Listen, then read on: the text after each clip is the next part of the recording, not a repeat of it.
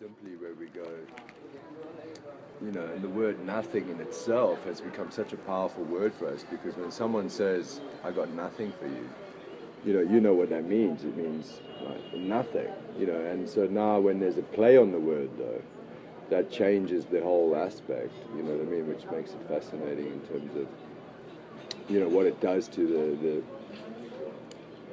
your own like mainframe computer. So in a sense, it's like deconstructing vocabulary to make you pause and think about it, instead of just kind of like running without thinking about anything and just taking everything at face value. All of a sudden now you're like slowing down to, like when you said Never Neverland, you think of yes. Peter Pan, Never Neverland, but then when you say those same words in the context of like take the leap and Never Neverland, then all of a sudden it's the same words, but it's like it takes on a whole different there we go, magical aspect. Because you've got the word Neverland, which brings up that connotation as you've just said, but then you break that up and you have N, which N can also mean M, which often stands for molecular, or N can mean and.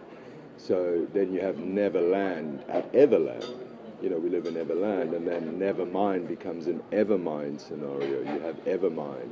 It's just open to the Evermind, and never mind the mind, those type of syntactical breakdowns. But what we discover is that actually the way that our linguistical program works is that the syntactical maneuvers are not so much just making you slow down or simplifying it. They're actually key codes that open up different channels in the sea of information. You know what I mean? And then what you notice is that in all normal conversation with all people, in actual fact, we're speaking in these codes to each other all the time in the subtext and the abstract. It just depends on how much. So even though someone is answering back in the normal frame, the codes are speaking to each other through the bodies, and then depending on each person's capacity or aptitude or understanding, we answer back. But in actual fact, regardless of whatever we are saying, we're always talking in code and subtext to each other, through various mediums. So if we take what we, as a joke call the 5 words, we're talking, nothing, something, anything, everything, and the wild card, whatever, those 5 words. And then nothing is actually, the opposite of nothing is everything, but actually they don't come into relationship as such. The opposite in this sense of nothing is something, because you've either got nothing or you've got something, and those two things run parallel. So, but in that case, we have the duality, nothing, something. But in actual fact, the opposite of nothing is everything, and those two stay on the same line all the time, and that's where the singularity is such. And then anything, and it's again that it's like we weren't given something that had anything fixed. It was so the grace of the God of the plan is that it is anything, because all is included in it, you know what I mean? Everything is included, from everything and everything, and nothing is, judged or less, or so, it could be anything, and that's the beauty. It can be anything for anyone and everyone, and it is anything for everyone. Everyone makes what they can, and each something and each anything is allowed to live side by side. That's the thing, as long as, and then, so this syntactical play on words creates a thing where I could say something and it can be the literal meaning of the word, it can be the play on words and the literal meaning at the same time, or it could just be the play. It still is always continuously providing more and more ambiguity and never quite saying anything, because as soon as I say one thing as a solidity, then I've built that construct and saying that's what it is. So it's what I've seen in meeting people and just chatting on like smallest levels and just anything, and dropping in the syntax when they don't even know, and we don't really go further into the conversation. It creates a breakdown in terms of like suddenly there's an off-ramp, creating different off-ramps where before we just had the one highway, and then as soon as you go on that off-ramp, we don't know where that off-ramp is turning off to, because opens up a new field, which then spontaneously in the moment those two configurations can then play with, and suddenly you're almost mapping unknown ground due to literally a linguistical syntactical maneuver. And this is what we find, is that the language is key in terms of surfing the sea of information. Whereas, as we all know, when we're in that place or we feel it, or that there isn't really a syntax, there isn't, like they say, you can believe it, but once you feel it, then the language disappears. This is almost like what Dali did when he would paint, the two swans, and then it would form the elephant in the reflection on the water, where you're like presenting reality as such, but you're also showing that there's something also else there.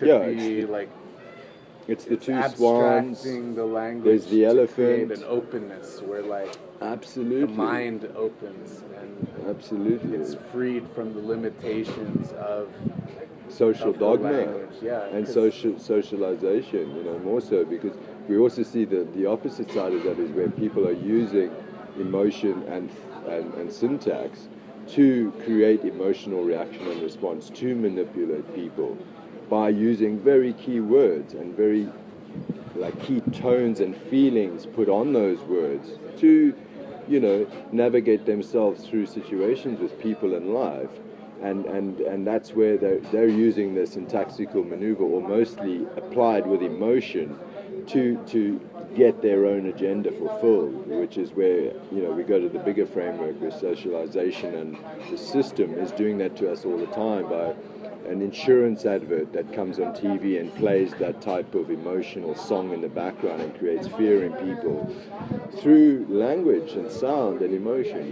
So, and what we find as well is that from those 5 words it goes into all areas. So you often have that people, places and things, which are often the things that we're all pissed off about. We're either pissed off with a person from the past, scared of a person in the future that we might meet, or a place that we had a bad experience in, and then we carry that feeling about that place and we can't return to the place. So it breaks into that too, where we have anywhere, somewhere, everywhere, wherever.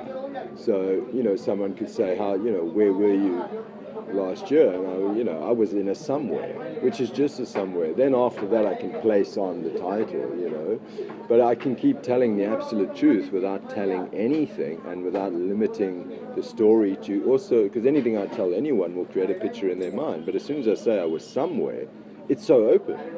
And it's true. I was somewhere. And how long are you going to be? I'm going to be here sometime.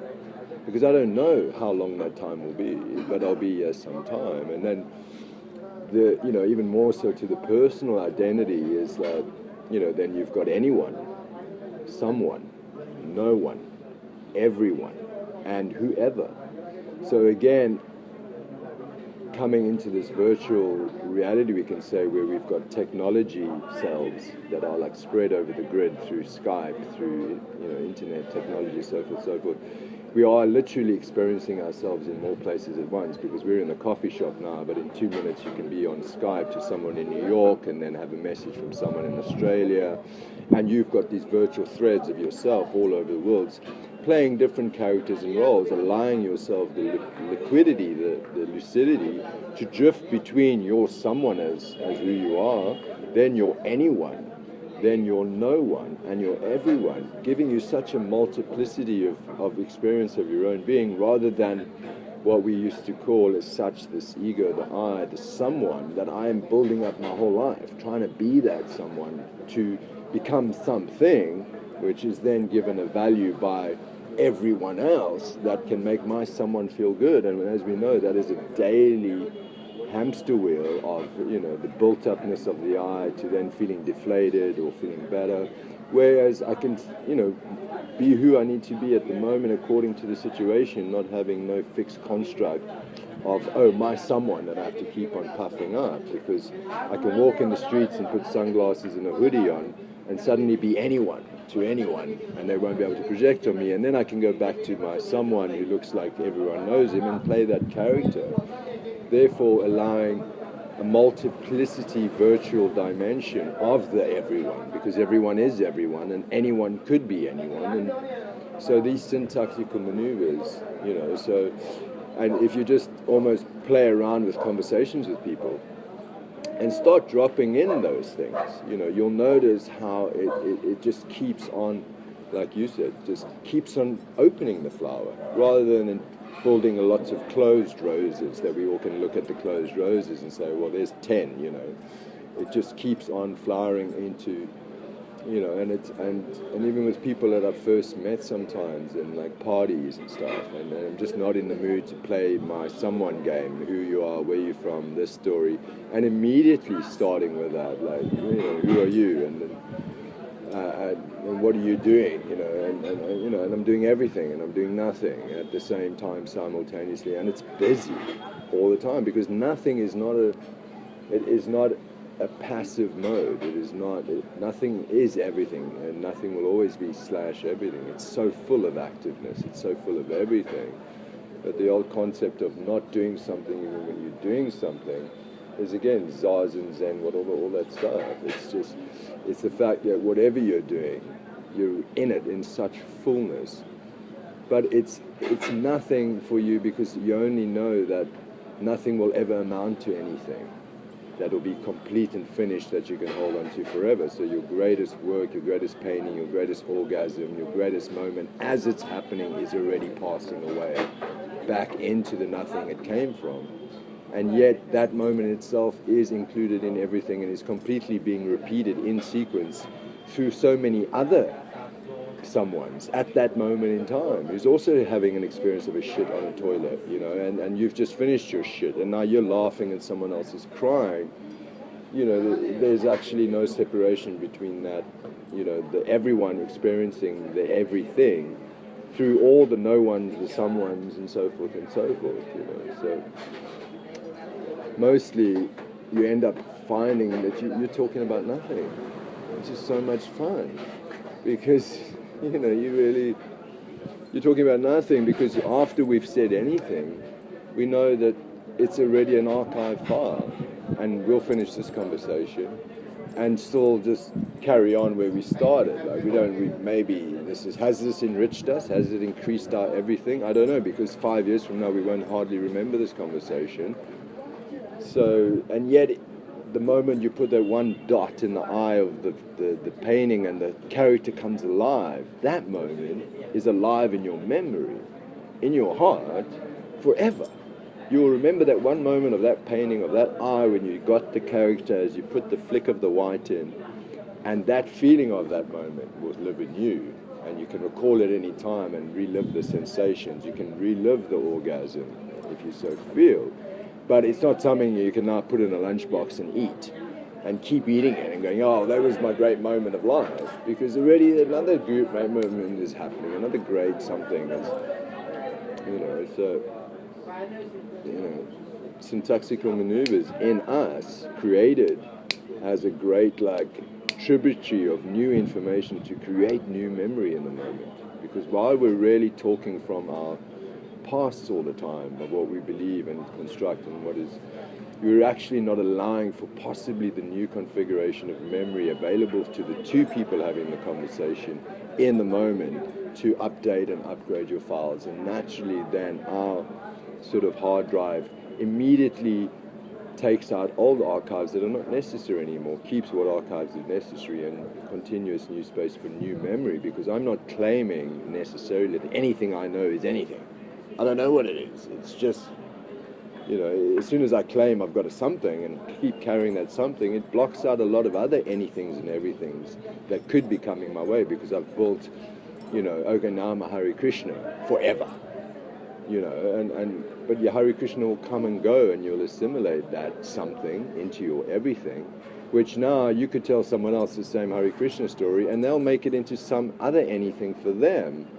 And that's the true fucking compassion of understanding, for everyone to live side by side within the same visual audio world, and yet we're all completely diverse.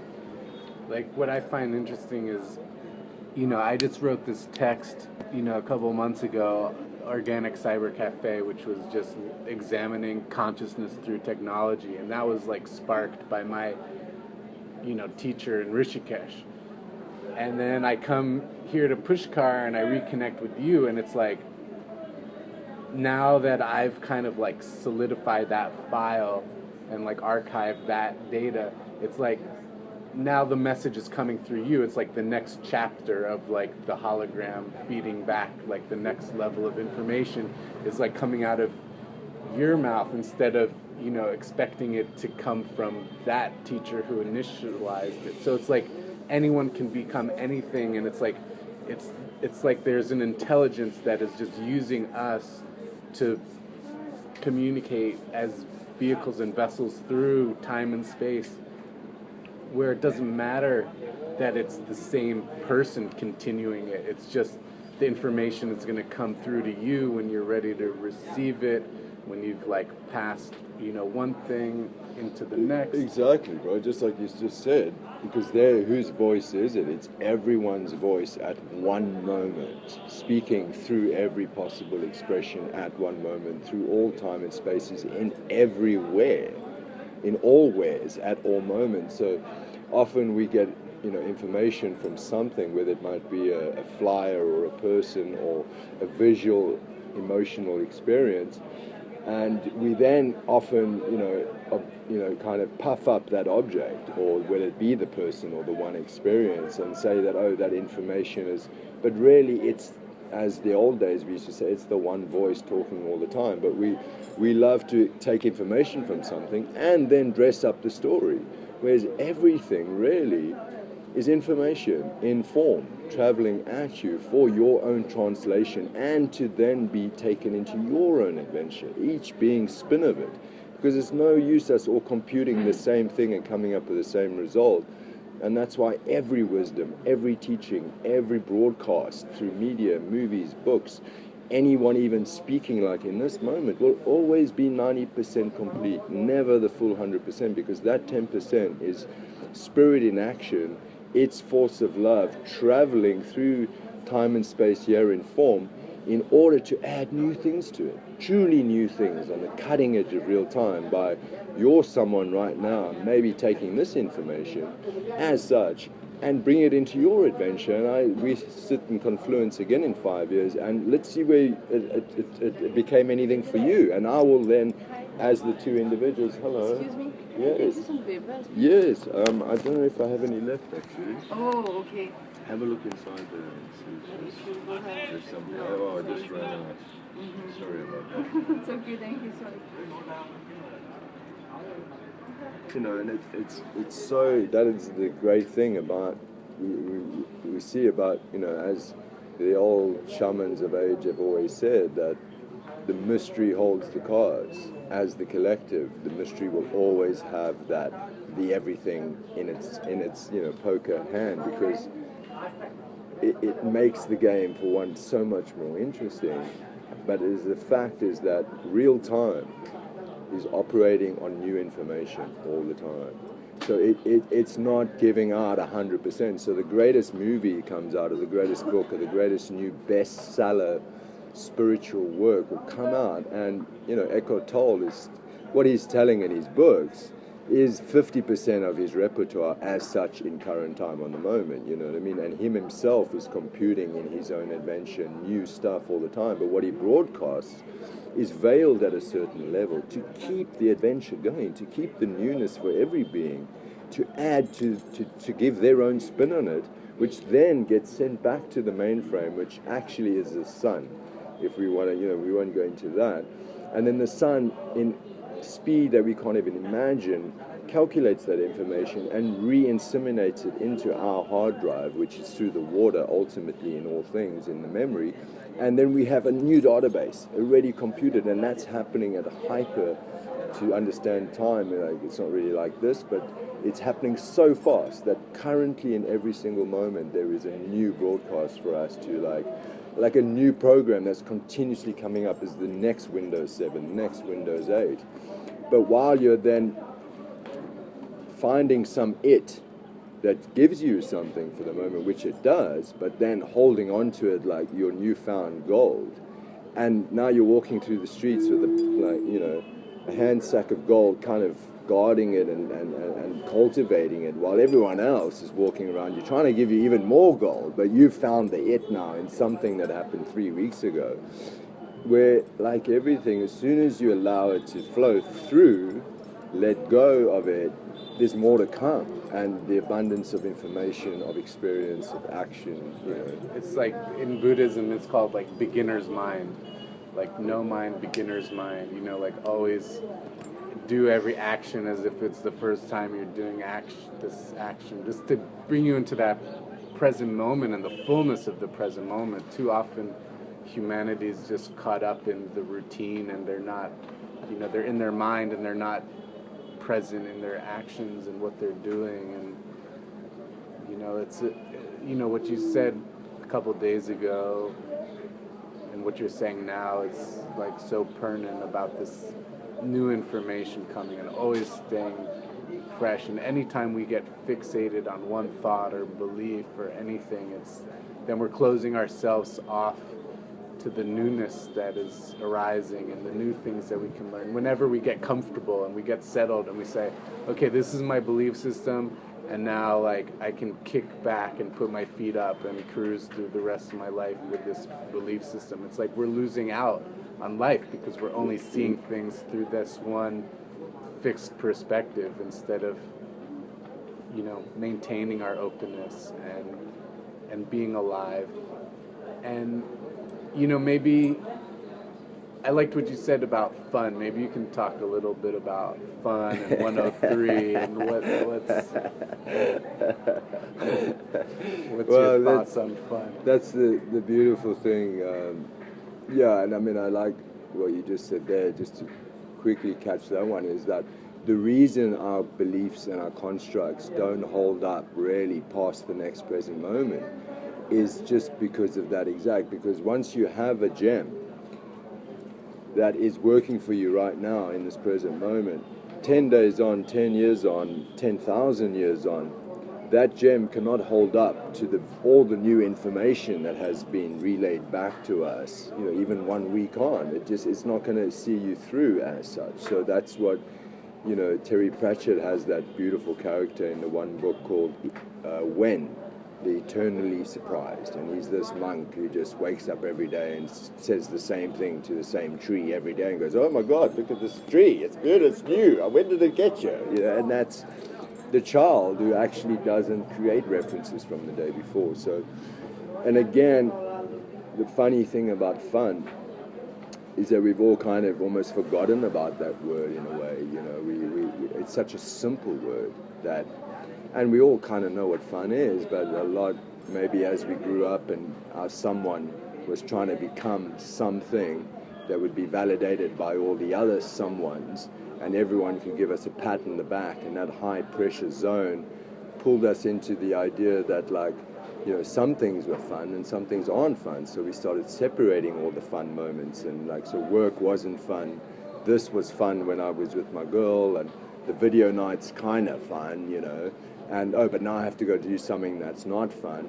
And within that process, we really, the word fun in itself, you know, we kind of forgot. And sometimes you can just ask someone simply, instead of saying like how you are, or how's your job, or how's your wife, it's like, are you having fun? A simple question, and then it suddenly hits you, fuck, am I having fun? Like, am I excited? Is this fun for me, what I'm doing, whether it's whatever? And we take syntactical maneuver breakdowns, which are so fascinating. And fun broken down truly means, in one of its holographic meanings, is finally understanding nothing. You know, also meaning figurative utilities at Nexus Nebula Art Point. Right, so what we understand is that Nexus Nebula is a galactic term for the heart center, not the heart center necessarily within us, the heart center as such at bigger frames as we can understand right now. So there we have the figurative utilities, which also can be unity at the heart center point of understanding.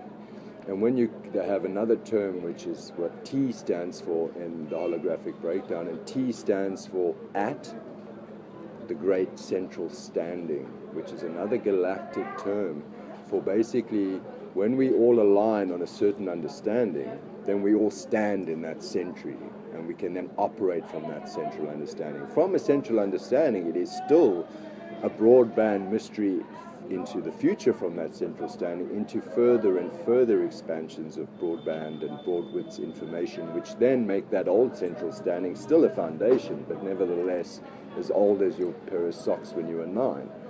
As such, so we come to like fun, back to fun. It's like obviously it has to be that like the Snow White and the Seven Dwarfs story is as relevant today as it was 10,000 years ago, whenever it came out. Every story has a mythological, abstract aspect that we can use, and so forth and so forth.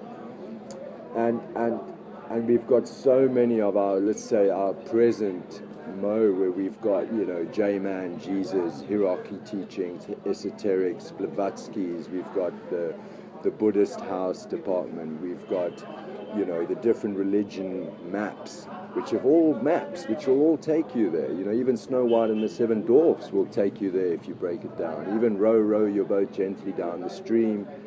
Life is but a dream is a code that is telling you actually what is going on. So now suddenly 215 AD, planet Earth, in a time of where we're not exactly fucking, you know, savaging each other, and yet there's still a lot of savagery, but we're at an age where there is as much good news as bad news, and there's as much love as there is as much fear, which it has always been in its perfect balance at the duality point. And all of those stories, all of those teachings, in a sense, that's breaking it down to the minimalists, have come down to those 3 letters. Fun. Finally understanding nothing. Because when you finally understand nothing, and if you take nothing that is not an empty void, it's a full void, nothing is so big. So in actual fact, you're understanding something as such, maybe. But you're relying continuously for new everythings, because you're not fixing anything to be something. You're allowing it continuously to be nothing, and at the same time assimilating all new information to add to your everything. Right. So you can like let go and enjoy and have fun because you're not attached to anything. Because it's full of nothing. It's full of potential. It's like the black hole that's so dense that it absorbs light, but it's black. You know, it's the void where everything comes out of the torus hole that, you know, everything gets sucked into and pushed out the other side, but we can't see the other side. And people are afraid of nothing. I think there's a lot of fear around nothing. Well, people want to hold on to their, you know, their identity and their reality, because just to feel safe in the moment, and to avoid the fact that you are actually no one. The fact that you have a linear story of how you got to be sitting at this table right now gives a comfort to the eye and the presence, because the true fact that at every single second you're just arriving and you have no linear story, there is no, you know, so the idea of an identity is actually a great buffering system to soften the effect that actually I just arrived here right now and have just arrived again and have just arrived and will never quite arrive, because I'm already at the end and the beginning and arriving constantly. So the fact that we have a great story of the I and all my stories of, you know, what he did and what he didn't do is just to give me, to literally let my body sit here and not like fracture under that full shattering effect of presence that I have just arrived with no story. And nevertheless, as time and space continuums within you expand into bigger frequential broadbands of information, what happens is you can start to handle that fact that you are just arriving everywhere, in all ways, at all moments. Because I'm also in a New York coffee bar now, having a very similar conversation with someone that I know and don't know. Right now, continuously, seamlessly, no interval, death or birth, you know, as such like that. And this is a thing where we've studied so many different books, and as I said, all these great teachers and inspirations and different reflections of the us, different reflections of the we, and the different someones who have raised out of the everyones to be noticed as individuals, like the J-Man. All those teachings are valid and will always be valid, but what you do with them is the true mark of original life and authentica. authentica in the moment of what you are doing in this now for you. And another breakdown of the word now comes from another beautiful brother within the syntactical maneuvers, is now means in a way no other way. Like there is no other way. You can't flow against the stream as such, and at the same time you can. That's how anything it is. You can flow against the stream. It doesn't really matter. You can go and do whatever, but even within that, you're still going against the stream in your now, or upstream, no other way to access reality but in the now. You know, and that's where we're. So coming back to fun, it is the most simple thing that no matter what I'm doing, I can ask that one simple question, and what will happen in your body or your mind when you ask yourself is you'll notice a sensation in the body, literally biochemical, whatever, and emotional. They're all sensations that we can bring into some context, but it's like, I'm doing this now, whether I'm at the mother-in-law's dinner, washing the dishes, having sex, doing drugs, fucking doing my life's work, which I think, and if you really ask yourself, am I having fun? You'll be able to notice in the body whether you're not or whether you are. And if you're not, in a sense, it's like you can carry on not having fun doing the same thing, or you can change it right there, because it is still anything and it can change into anything. Every second allows another choice to be made, which changes everything. And when I say changes everything, people think that only the now exists. Now is the gateway and access point to all nows in the future and the past, and we do live in a simultaneous reality which operates with many different timelines over, through, and in time and space. So the I that is creating a now is actually sculpting already a future moment 5,000 years from now, yet at the same time, between now and 5,000 years from now, it's a quantum slot machine of positions and new allocations every second by a new decision, which will keep altering the now in 5,000 years, but you're literally carving an eternal, for lack of a better word, landscape through this now. So yes, only this now exists because it's all we can say exists, and the moment, you know, we woke up this morning is already gone, and who knows what that was, but this is the beauty. So you're not, each now is not happening and passing away frivolously without meaning. In a sense, they are all literal access points to your true navigation over like an eternal landscape of your own adventure. And like, fuck it, God's love we talk about, God's grace, God's forgiveness, all these terms which have been beautiful, you know, maps or pointers, but in actual fact it's like, what is God's love, man? It's fucking fun. That's what it is. And even the unpleasant stuff, the full contact points of friction and expansion and true suffering, on reflection, they always look like fun at the end, because it took you somewhere else. It broadened something else. So then they can relate to fun later, even the most worst events of your life. But ultimately, it's like, that's what it is for us. That's what we are, inherently vernacular. Is we are the fun bus. Life is fun, even when it's shit, you know. But because we noticed so much what was fun and what wasn't, we separated it all so much and created comparative memory, and then started always looking for some other fun moment that would come along. So, you know, when we take the word morning, which is another beautiful word to break down, every night we go to sleep, and no matter what we say, we don't really know where we go when we sleep. So let's say, for another sake of nothing, say you die, it's kind of like dying. You wake up in the morning, and in the first fucking like 3 seconds of waking up, you don't even know who you are. In the next second, the narration kicks in, and you start to remember who you are, and you remember yourself back into being.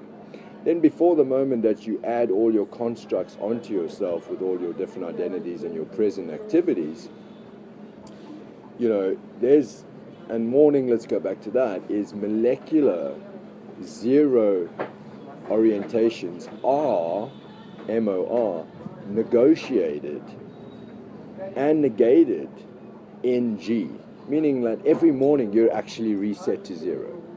without even knowing it. But the fact that your narration gets more and more power within the first minute, the first 3 minutes, the 5 minutes, 10 minutes in the morning, by the time you're having your coffee, you've remembered your complete self back into being. You've remembered you've got cancer, you've got a bad girlfriend, you've got a bad job, and all of that is then again real for you.